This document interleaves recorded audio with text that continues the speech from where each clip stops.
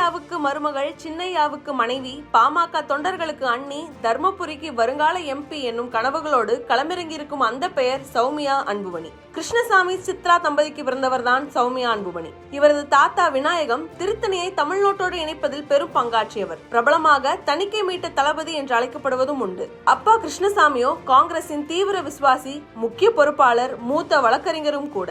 இப்படி அரசியல் பின்புலம் மிக்க குடும்பத்தில் பிறந்த சௌமியா பள்ளி படிக்கும் காலங்களில் கலை நிகழ்ச்சிகளில் ஒன்று தவறாமல் அனைத்திலும் கலந்து கொண்டு சுட்டி பெண்ணாகவே இருந்திருக்கிறார். பரதநாட்டியத்தில் ஆர்வம், ஆன்மீகத்தில் ஈடுபாடு என வளர்ந்தவர் டாடிஸ் லிட்டில் பிரின்சஸாக தான் வீட்டில் கவனிக்கப்பட்டிருக்கிறார். மகளை டாக்டர் ஆக்க அப்பா கிருஷ்ணசாமி விரும்ப, மகளுக்கோ அம்மாவை போல் சோசியாலஜி படித்து சமூக சேவை செய்ய வேண்டும் என்பது லட்சியமாக இருந்திருக்கிறது. மகளின் ஆசைக்கு முட்டுக்கட்டை போடாமல் விரும்பிய படிப்பையே படிக்க வைத்தார் தந்தை.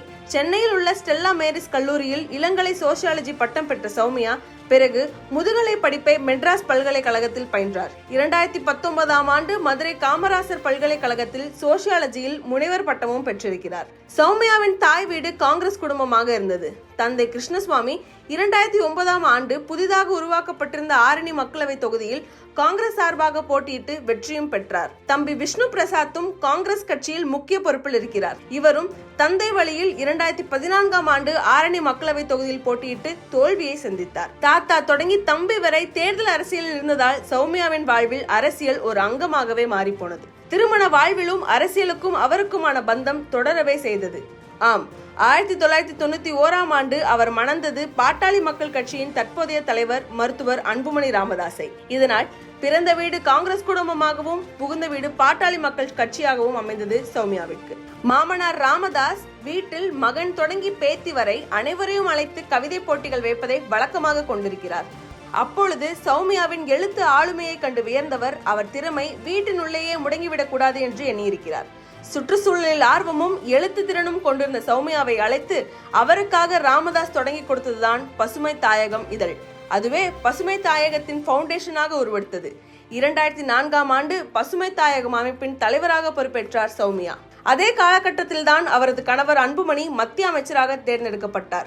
ஒரு பக்கம் கணவர் அரசியலில் கலக்கி கொண்டிருக்க, இன்னொரு பக்கம் மனைவி சுற்றுச்சூழல் மேம்பாட்டில் தூள் கிளப்பி கொண்டிருந்தார். பல்வேறு நிகழ்ச்சிகளை ஒன்றிணைத்து சுற்றுச்சூழலை காப்பாற்றும் பொருட்டு தொடர்ந்து குரல் கொடுத்து வந்தார். பசுமை தாயகத்தின் வழியாக அவர் நடத்திய மரக்கன்றுகள் நடும் இயக்கம் பெரும் வரவேற்பை பெற்றது. தான் செல்லும் இடங்களில் எல்லாம் மரம் நடுதலை ப்ரோமோட் செய்து வந்தார் சௌமியா. பசுமை தாயகம் சார்பாக பிளாஸ்டிக் ஒழிப்பு பிரச்சாரம், துணிப்பை பயன்படுத்துவதற்கான பிரச்சாரம் என ஆக்டிவாக இருந்தார். நாம் விரும்பும் சென்னை என்ற பிரச்சாரம் மூலம் சென்னையில் உள்ள நீர்நிலைகளை பற்றிய அவரது ஆவணப்படம் பெரும் கவனத்தை ஈர்த்தது. இது மட்டுமல்லாமல் ஐநாவால் அங்கீகரிக்கப்பட்ட பசுமை தாயகம் அமைப்பின் தலைவராக பல்வேறு சர்வதேச மாநாடுகளிலும் கலந்து கொண்டு சிறப்புரை ஆற்றியிருக்கிறார். பாட்டாளி மக்கள் கட்சியுடைய மக்கள் தொலைக்காட்சியின் ஆலோசகராகவும் இருக்கிறார். குடும்பமே அரசியல் இருக்கிறது, நீங்கள் ஏன் அரசியலுக்கு வரவில்லை என்று கேட்கும் பொழுதெல்லாம் சௌமியா சொல்வது ஒன்றுதான். கட்சி நிகழ்ச்சிகள், தேர்தல் பிரச்சாரங்கள் என்று ஆரம்பத்திலிருந்தே நான் அரசியலில் தான் இருக்கிறேன், தேர்தலில் நிற்பது மட்டும் அரசியல் அல்ல என்று சொல்லி வந்தார். இந்நிலையில் 2021 சட்டமன்ற தேர்தலிலேயே சௌமியா அன்புமணி போட்டியிட போவதாக சொல்லப்பட்டது. ஆனால் அவர் போட்டியிடவில்லை. மீண்டும் வரவிருக்கும் மக்களவை தேர்தலில் பாஜக கூட்டணியில் இடம்பெற்றிருக்கும் பாமக சார்பாக தர்மபுரியில் போட்டியிடுவார் என்று எதிர்பார்க்கப்பட்டது. ஆனால் பாமக முதலில் வெளியிட்ட வேட்பாளர் லிஸ்டில் சௌமியாவின் பெயர் மட்டுமல்ல, அன்புமணியின் பெயரும் இடம்பெறவில்லை. தர்மபுரி வேட்பாளராக அரசாங்கம் அறிவிக்கப்பட்டார். பாட்டாளி மக்கள் கட்சிக்குள் ராமதாஸ் குடும்பத்தின் ஆதிக்கம் அதிகரிப்பதால் வன்னியர் சமூகத்தினரிடையே ஏற்படும் அதிருப்தியை குறைக்கத்தான் இப்படி ஒரு அதிரடி நடவடிக்கை என பேசப்பட்டது.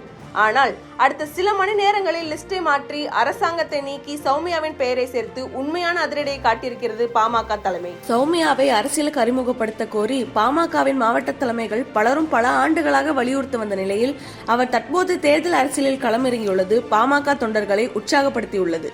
சௌமியாவின் வருகையால் தற்போது ஸ்டார் தொகுதியாகி இருக்கிறது தர்மபுரி. தேர்தல் முடிவுகளில் இந்த ஸ்டார் ஜொலிப்பாரா என பொறுத்திருந்து பார்க்கலாம்.